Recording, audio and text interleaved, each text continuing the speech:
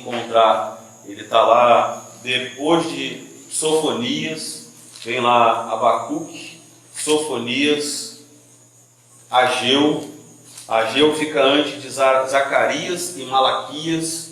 Então, se você for de trás para frente, você vai abrir lá no meio da Bíblia Mateus, antes de Mateus Malaquias, antes de Malaquias Zacarias, e pequenininho ali você vai abrir e vai encontrar esse livro fantástico, lindíssimo, que é o livro do profeta Ageu. Nós vamos ver um pouquinho o que esse profeta de Deus ele veio falar. Vamos trabalhar um pouquinho no contexto histórico que o Ageu vem desenvolver o seu ministério, ele vem falar com o povo de Israel. E vamos ver o que isso significa para nós hoje, a implicância desse texto para as nossas vidas e como às vezes estamos vivendo como o povo de Israel naquele tempo e como essa palavra de Ageu ela é importante para que a gente às vezes se desperte e não se torne como o povo de Israel estava se tornando. Então a gente vai ver isso tudo nesse pequeno livro. Vamos passar 3 quartas-feiras estudando o livro de Ageu. Ele tem 2 capítulos, mas provavelmente vamos ficar de 3 a 4 quartas-feiras consecutivas estudando esse livro. Então eu vou estar lendo, vou começar lendo um pouquinho e a gente vai se localizar na história. Vamos lá. No ano 2º do rei Dario, no 6º mês, no 1º dia do mês, veio a palavra do Senhor pelo ministério do profeta Ageu a Zorobabel, filho de Sealtiel, príncipe de Judá, e a Josué, filho de Josadaque, o sumo sacerdote, dizendo: Assim fala o Senhor dos exércitos, dizendo: Este povo diz, não veio ainda o tempo em que a casa do Senhor deve ser edificada. Veio, pois, a palavra do Senhor pelo ministério do profeta Ageu, dizendo: É para vós tempo de habitardes nas vossas casas estucadas, e esta casa há de ficar deserta? Ora, pois, assim diz o Senhor dos exércitos: Aplicai os vossos corações aos vossos caminhos. Semeai muito e recolheis pouco. Comeis, mas não vos fartais. Bebeis, mas não vos saciais. Vestivos, mas ninguém se aquece. E o que recebe salário um saco furado. Assim diz o Senhor dos exércitos: Aplicai os vossos corações aos vossos caminhos. Subi ao monte, trazei madeira, edificai a casa, e dela me agradarei, e eu serei glorificado, diz o Senhor. Olhaste para muito, mas eis que alcançaste pouco, e esse pouco, quando trouxeste para casa, eu lhe assoprei. Por que causa? Disse o Senhor dos exércitos: por causa da minha casa, que está deserta, e cada um de vós corre para a sua própria casa. Por isso, retém os céus o seu orvalho, e a terra retém os seus frutos. Eu fiz a seca sobre a terra, sobre os montes, sobre o trigo, sobre o mosto, sobre o azeite, sobre o que a terra produz, como também sobre os homens, sobre os animais e sobre todo o trabalho de mãos. Vou ficar até aqui, mas a gente vai trabalhar um pouquinho no contexto histórico. Ageu ele vai citar o nome de um dos primeiros homens que, depois do povo de Israel ser dominado pelos assírios, voltou para construir Jerusalém novamente, Zorobabel. Talvez os irmãos falem assim: pastor, então teve mais pessoas? Sim, a gente vai ver na história que depois de Zorobabel veio Esdras, e depois de Esdras foi Neemias, que foi reconstruir Jerusalém. Eles tinham essa dificultosa tarefa, reconstruir a cidade de Deus.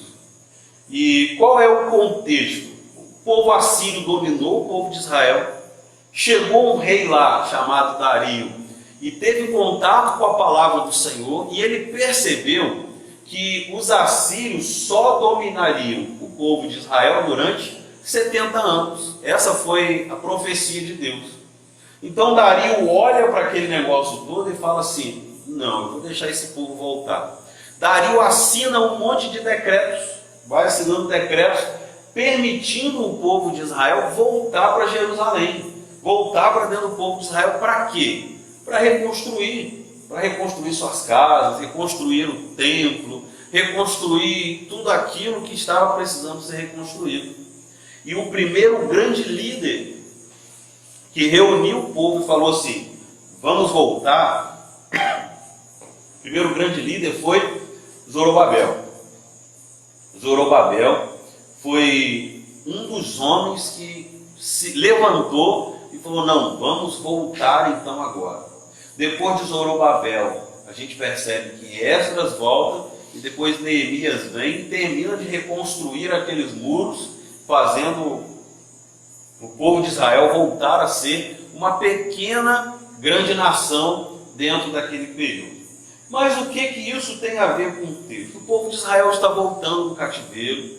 O rei Dario manda um grande estoque de madeira, de pedra, de ouro, de bronze, de prata, de materiais, para que o povo voltasse e reconstruísse toda a cidade, reconstruísse tanto as casas, quanto os muros, quanto o templo para adoração.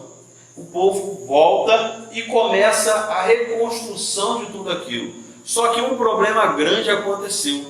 O povo começou reconstruindo todas as suas casas, só que estava faltando reconstruir uma coisa: o templo do Senhor. O templo do Senhor não estava sendo reconstruído e todo o povo de Israel estava reconstruindo as casas. Isso não está na Bíblia que eu vou falar, mas alguns historiadores acreditam que as madeiras de cedro, tudo aquilo de precioso que o rei Dario mandou o povo de Israel levar para construir o templo, o povo acabou aproveitando para reconstruir as suas casas e deixando o templo do Senhor de lado, deixando as coisas que o Senhor gostaria de lado. Então vem essa palavra de Ageu para o povo que estava deixando a obra do Senhor de lado, que estava deixando as coisas do Senhor de lado. Veio a palavra de Deus para o seu povo que tinha abandonado o serviço do Senhor.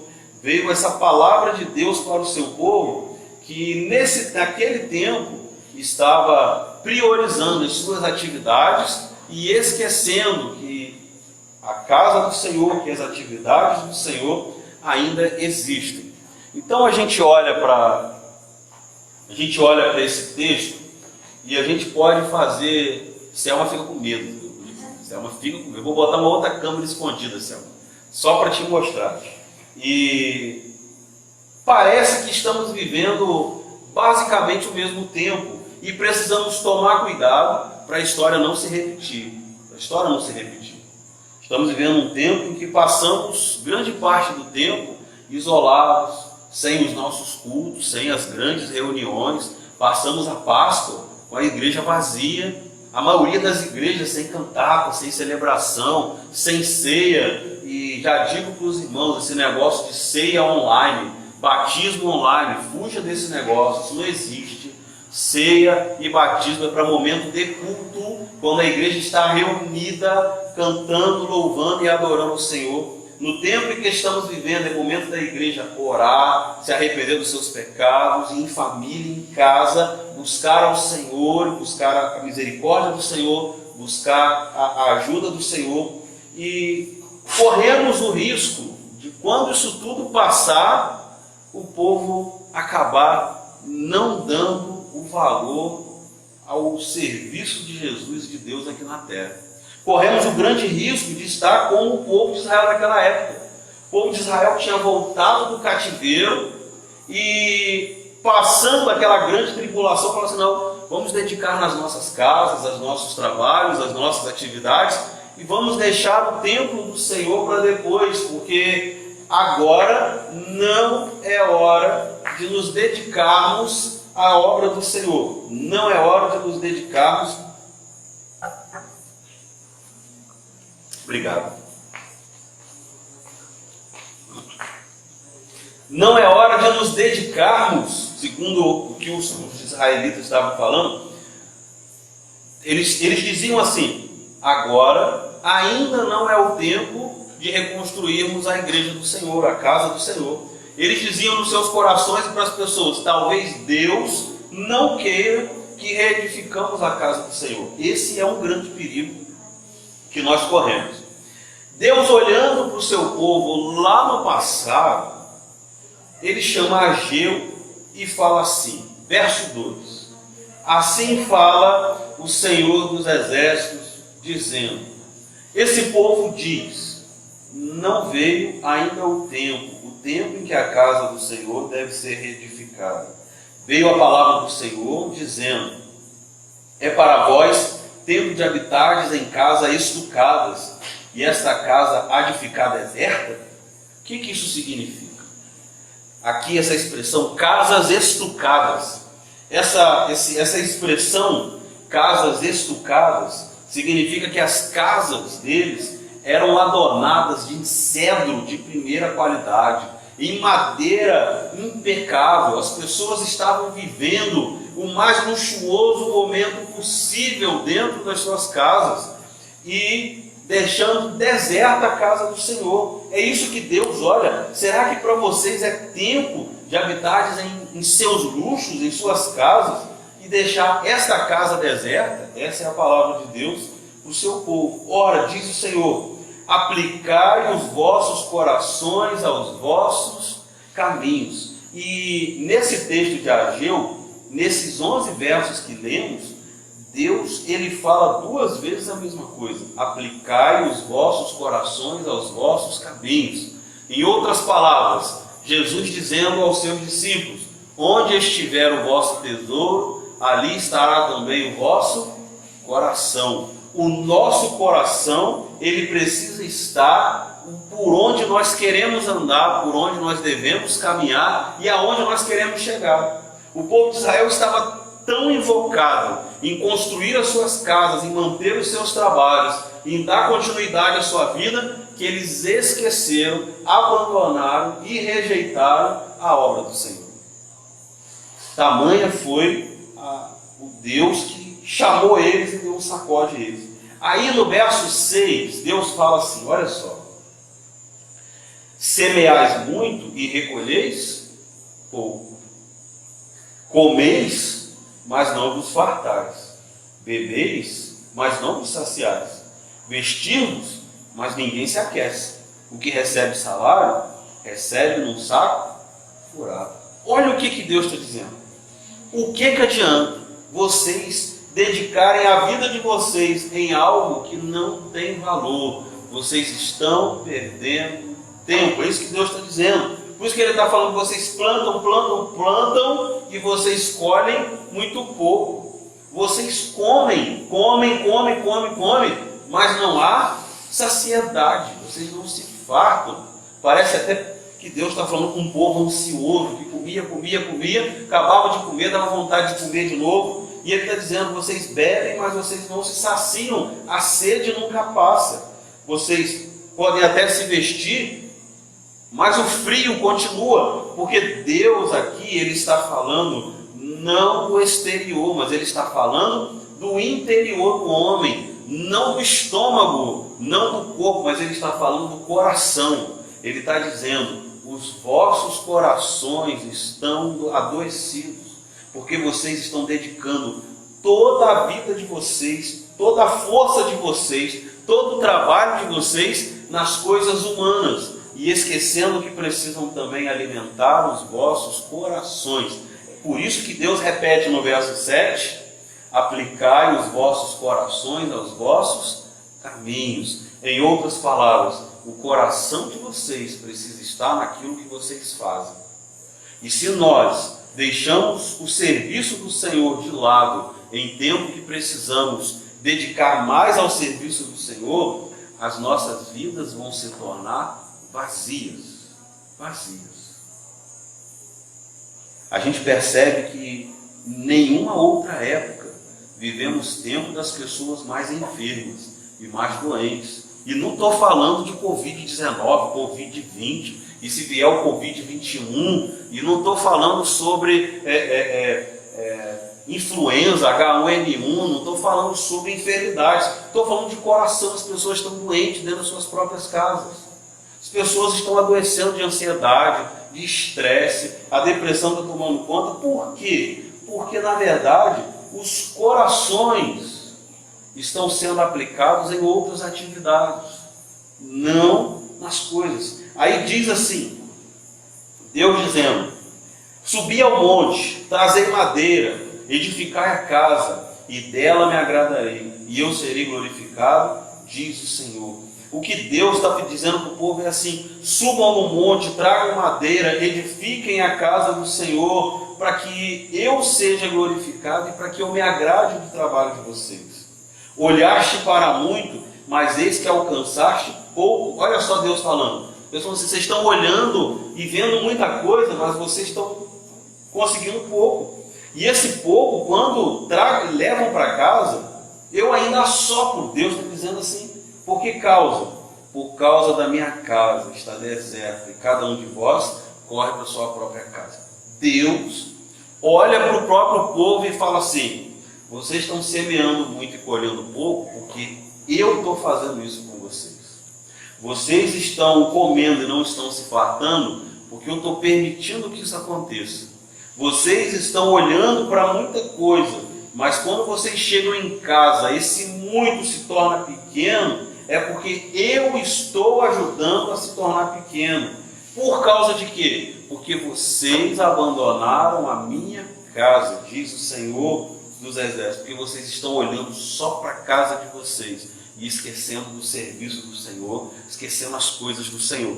E quando eu disse no início que corremos o risco de, quando isso tudo passar, a gente está como o povo de Israel, é porque sim, a gente corre o risco de se acomodar dentro dos nossos lares, a gente corre o risco de se invocar tanto nas nossas atividades e esquecemos da obra do Senhor, da casa do Senhor, das coisas do Senhor. A gente corre um grande risco de nos acomodar nos nossos cultos online e esquecermos que em família espiritual, igreja do Senhor, também cultuamos, nos alegramos e juntos celebramos ao nosso Deus. Precisamos tomar cuidado com a nossa mente, com o nosso coração, para que isso não chegue dentro de nós. Diz o texto bíblico assim: por isso retém os céus o seu orvalho e a terra retém os seus frutos. Deus está dizendo: o céu não está mandando chuva e a terra não vai mandar fruto até que o meu povo comece olhando para mim novamente. Isso é a palavra de Deus. E lá no verso 11 Deus fala assim: eu fiz secar toda a terra, sobre os montes, sobre o trigo, sobre o mosto, sobre o azeite, sobre a terra que produz, como também sobre os homens, os animais, sobre todo o trabalho de mãos. Deus está olhando e falando assim: eu fiz isso.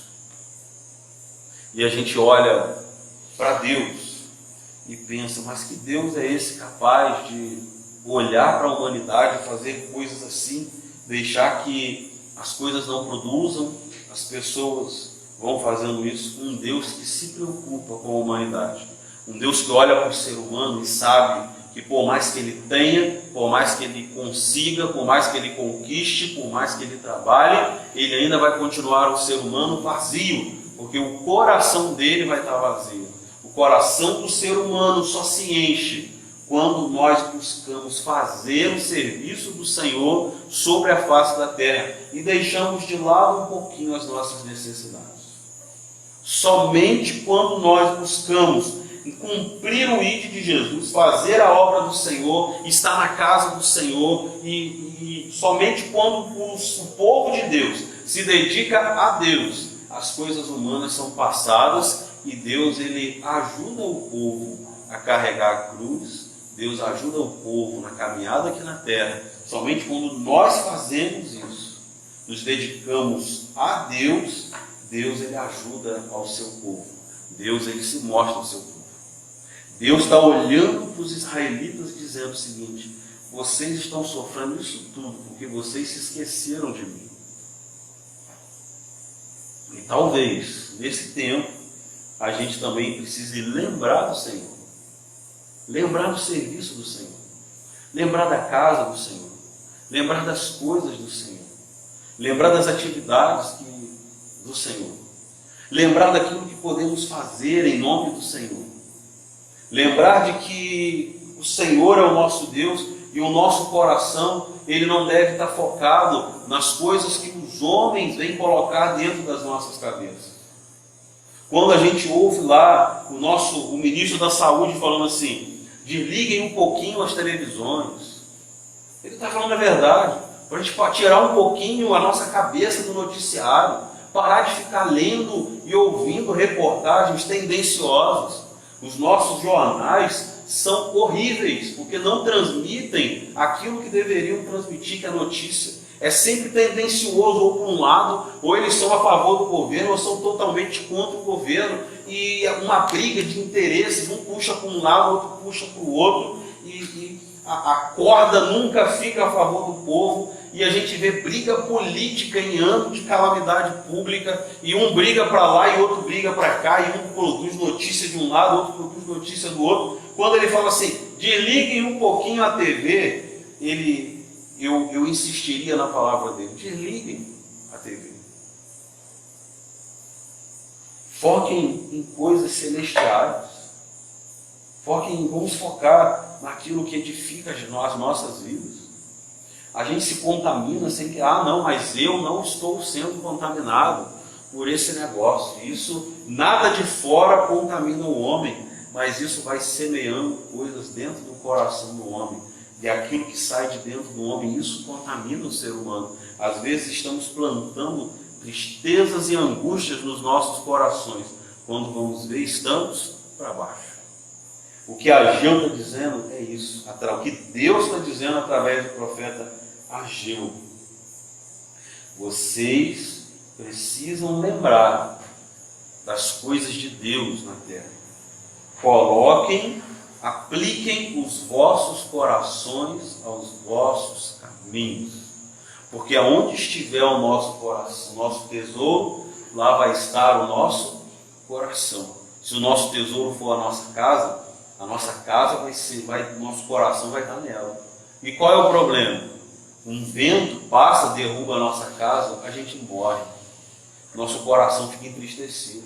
Uma briga entre familiares saca nossa casa da nossa vida e a gente fica lá vendo navios. A gente fica lá sem saber o que fazer. O nosso tesouro é o nosso carro. Sofremos um acidente, choramos e lamentamos e adoecemos. Não, o nosso tesouro é aquilo que a gente conquistou, é o nosso trabalho. Vem uma crise financeira, leva o trabalho de todo mundo e todo mundo tem que começar do zero. Agora, se o nosso tesouro for o Senhor Jesus, a Bíblia afirma, Paulo escrevendo, nem poderes, nem altura, nem profundidade, nem qualquer outra criatura pode nos separar do amor de Deus que está em Cristo Jesus, o nosso Senhor. Esse tem que ser o nosso tesouro, Jesus Cristo. Isso tem que estar no nosso coração dia após dia. E Deus vem alertar o seu povo a isso. Deus olha para o povo dele lá atrás, olha para o povo dele hoje e diz assim: apliquem os vossos corações nos vossos caminhos. Aquilo que vocês acham que é certo, servir ao Senhor, coloquem o coração de vocês. A gente olha para a história, o povo de Israel estava lá, construindo casa, construindo aquele monte de coisa. A casa do Senhor caída, os muros caídos, Zorobabel lá tentando fazer o povo reconstruir a casa do Senhor. Veio uma leva de inimigos e destrói. Vem Esdras e vamos construir o templo, mas o povo não ofertava para o templo para construir e o povo ficava retendo aquele monte de coisa, o templo não era construído. Veio um povo e destruiu tudo. Aí vem Neemias, reconstrói o templo, reconstrói os muros e o povo de Israel volta a glorificar a Deus, volta a alegrar-se com o Senhor e volta a bendizer o nome do Senhor. Nós precisamos colocar o nosso coração por onde nós queremos andar. A pergunta para a gente essa noite é isso: onde está o nosso coração? Nosso coração está no nosso trabalho? Está na nossa família? Nosso coração está aquilo que possuímos, nas coisas palpáveis? Ou o nosso coração está no Senhor Jesus Cristo? Onde estiver o nosso tesouro, lá vai estar o nosso coração. O nosso coração precisa pertencer a Jesus. Por isso que Paulo falava: para mim o viver é Cristo e o morrer é muito lucro para a minha vida, porque ele sabia que ia morar no céu. A nossa vida precisa ser de Jesus. Precisamos pertencer a Jesus, viver para Ele, servi-lo enquanto estivermos aqui na terra. Nós vamos orar nessa noite. E nesse momento de oração, precisa parar e refletir. Nós precisamos refletir onde está o nosso coração. Qual é o nosso maior tesouro? Pensa o que você não pode perder aqui na terra. E a gente poderia botar uma lista, né, do que não poderíamos perder. E nessa lista, pensa nessa lista mentalmente do que você não pode perder e não pode tirar de você. O que precisa estar no topo da lista? Jesus. Jesus. Às vezes colocamos tantas coisas e esquecemos do nome de Jesus. Tantas coisas importantes, sim, mas Jesus precisa estar lá.